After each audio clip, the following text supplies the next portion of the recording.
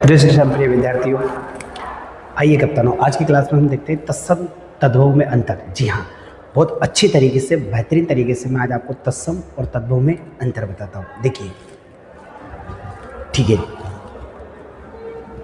तत्सम और तद्भव में क्या अंतर था। पहली बात याद रखना, तत्सम जो शब्द होते हैं वो संस्कृत के शब्द होते हैं। किसके शब्द होते हैं? संस्कृत के। और तद्भव किसके होते हैं? हिंदी के शब्द होते हैं। पहली बात याद रखना, तत्सम वे शब्द जो मूलतः संस्कृत भाषा के हैं और जो कि त्यों हिंदी भाषा में प्रयुक्त होने लगे हैं, उन्हें तो क्या कहते हैं? तत्सम।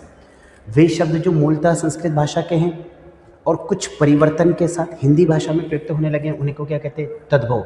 अब हम इन दोनों में अंतर देखते हैं, क्या अंतर होता है। ठीक है, मैं आपको दिखाता हूँ। देखिए, पहले ध्यान रखना, किसी भी शब्द के ऊपर चंद्रबिंदु लगा हो तो वो शब्द सदैव किस में आएगा? तद्भव में आएगा। किसी भी शब्द के ऊपर अगर आपको चंद्रबिंदु नजर आए तो वो शब्द तद्भव में आएगा। जैसे सर देखो, जैसे मैंने लिखा आपके लिए गांव, तो चंद्रबिंदु लगा हुआ है गांव। अब इसी को अगर मैं ग्राम कर दूं तो ये तत्सम हो जाएगा। जैसे मैंने लिखा आपके लिए दांत, इसी को मैं दंत कर दूं तो ये आपके लिए इधर हो जाएगा। ध्यान देखना, जैसे मैंने लिखा आपके लिए सांप और अगर इसी को मैं कर दूं सर्प तो ये तत्सम हो जाएगा। जैसे मैंने इधर कर दिया आपके लिए पांच और इधर कर दूं पंच तो ये तत्सम हो जाएगा।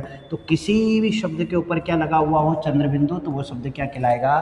तद्भव कहलाएगा। पहली ट्रिक याद रखना, तद्भव। अगर किसी के ऊपर अनुस्वार है और पदेन र है तो वो तत्सम है। पदेन र का मतलब ये र चढ़ा हुआ, इसको पदेन र कहते हैं। किसी भी शब्द में अद, उन और अन, ये तीनों उपसर्ग अगर लगे हो तो वो शब्द तद्भव होगा। ध्यान रखना, ये हिंदी के उपसर्ग है।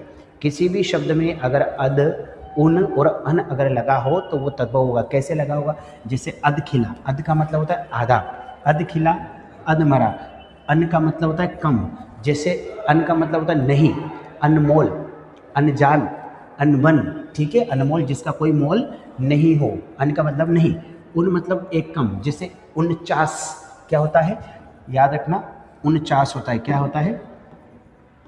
49, 19 एक कम। ध्यान देना, ठीक है। अब उसके बाद अगली ट्रिक देखते हैं। देखिए, गिनती के शब्द सदैव तद्भव होते हैं। ध्यान देना, गिनती के शब्द तद्भव होते हैं। जैसे 1, 2, 3, 4, 50, 100, लाख, करोड़, सब हिंदी के आएंगे तद्भव शब्द। अगर इसमें कोई है तो वो ये हजार, ये फारसी शब्द है। ये हजार क्या है? फारसी शब्द है। तो ध्यान देना, ये फारसी शब्द है आपका, ये फारसी तद्भव में नहीं आएगा। ध्यान देना, ये तद्भव में नहीं आएगा, फारसी। 1, 2, 100, 50, करोड़ सब क्या कहलाएंगे? तद्भव कहलाएंगे, गिनती के शब्द। बाकी अपवाद में क्या है? हजार है, ये फारसी का शब्द है। ठीक है, तद्भव में नहीं आएगा। अगला, वी, उद, परि, अनु। जी बिल्कुल, देखिएगा आपके सामने लिखा हुआ है, वी, उद, परि, प्रति, अभि और अनु और अति। अगर ये उपसर्ग किसी शब्द में जुड़े हों तो फिर वो तत्सम होगा, क्योंकि ये तत्सम उपसर्ग है। और आप सभी जानते हो तत्सम उपसर्ग की संख्या होती है 22। उपसर्ग की संख्या कितनी होती है? 22, जो कि तत्सम की होती है। और ये आपके सामने कुछ उपसर्ग लिखे हुए, तो ध्यान देना, अगर तत्सम उपसर्ग किसी शब्द के साथ जुड़ा हो तो वो शब्द 100% फिर क्या होगा? तत्सम ही होगा। जैसे आपके सामने देखो, वी यानी कि व्याकरण, यानी कि व्यास आप जानते हो, विषम आप जानते हो, उद उत्कर्ष, उत्तम, उत प्लस तम। अगर कहीं कहीं उद नहीं मिले तो फिर उत लगा देना है। ठीक है, उत भी लगा देना है, दोनों। और परि, देखिए, परिवार, पर्यावरण, परि प्लस आवरण, पर्यंक, परि प्लस अंक। ठीक है, अनु, अनुचर, अनु का मतलब होता है पीछे, अनुचर, अन्वेषण, अन्वय, तो ऐसे याद रखना। ठीक है, अति, अति को कहते हैं अधिक को, जैसे अत्याचार, अति धन, आचार, आचार कहते हैं व्यवहार को, अति कहते हैं अधिक को, अतिशय। ठीक है, अति, अत्यावश्यक, कई सारे शब्द बन जाते हैं। जैसे उप, उपयुक्त बन गया, उपसर्ग, उपसर्ग बन गया, उपसर्पण बन गया, कई सारे बन गए। अभी, अभी का अभी, अभी यानी अभिराम, सुंदर को कहते हैं अभ्यर्थी, नहीं गलत है, अभ्यर्थी। अभी बताया था मैंने अगले वीडियो में, अभ्यर्थी होता है अभिधन, अर्थी। ठीक है, तो ये कई सारे ऐसे शब्द थे जो तत्सम का बोध कराते हैं। ठीक है, देखो अगले वीडियो में कुछ वर्ण है, कुछ वर्णों को ध्यान देना। अगले वीडियो में कुछ जो वर्ण है, वर्ण का ध्यान देखना। ये जितने भी वर्ण आपको सामने नजर आ रहे हैं, ये सारे के सारे वर्ण तत्सम में आएंगे। ध्यान देना, किस में आएंगे? तत्सम में आएंगे। संयुक्त वर्ण है ये 1 2 3 4 ऊपर वाले संयुक्त वर्ण है, ये तत्सम में आएंगे। ध्यान देना, गलती मत करना। जैसे मैंने बोला अक्षी, अक्षी का क्या बन जाएगा? आँख। जैसे मैंने बोला अक्षय, अक्षय का क्या बन जाएगा? अक्षय का क्या बन जाएगा? जैसे मैंने बोला तीक्षा, तीक्षा का क्या बन जाएगा? तीखा। जैसे मैंने बोला अक्षर, अक्षर का क्या बन जाएगा? आखा। और अक्षय का क्या बन जाएगा? बताइए मुझे कमेंट बॉक्स में बताइए, अक्षय का क्या बनेगा? ठीक है, कमेंट बॉक्स में बताना मुझे। जैसे अक्षय, अक्षय का आंख बन जाएगा। तीक्षा है, तीक्षा का तीखा बन जाएगा। लक्ष्मण है, लक्ष्मण का लखन बन जाएगा। ऐसे ये शब्द आएगा।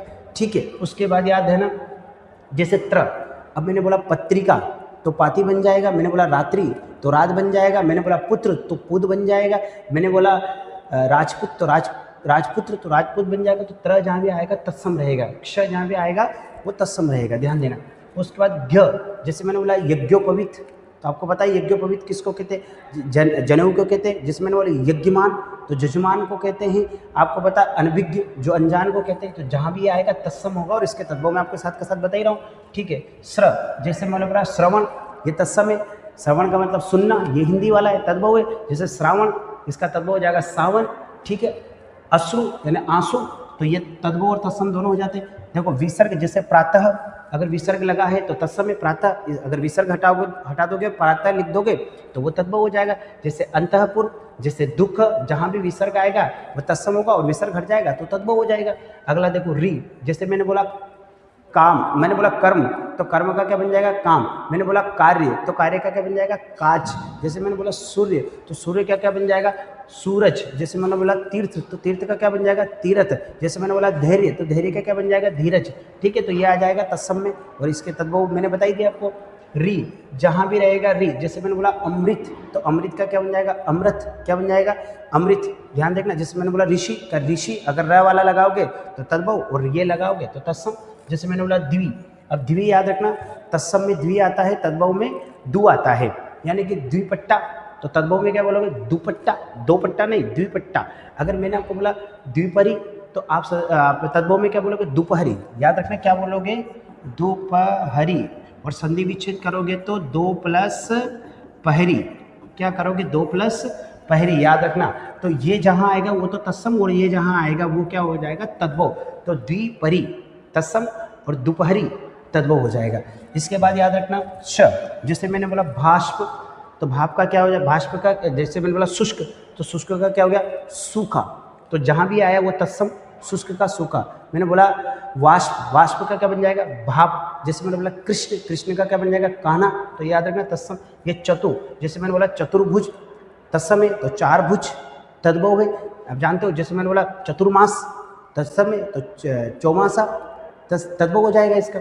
जिससे अवगुण, इसी को याद रखना, अव को हिंदी में कहते हैं ओ, ये हिंदी का उपसर्ग है, ये संस्कृत का उपसर्ग है।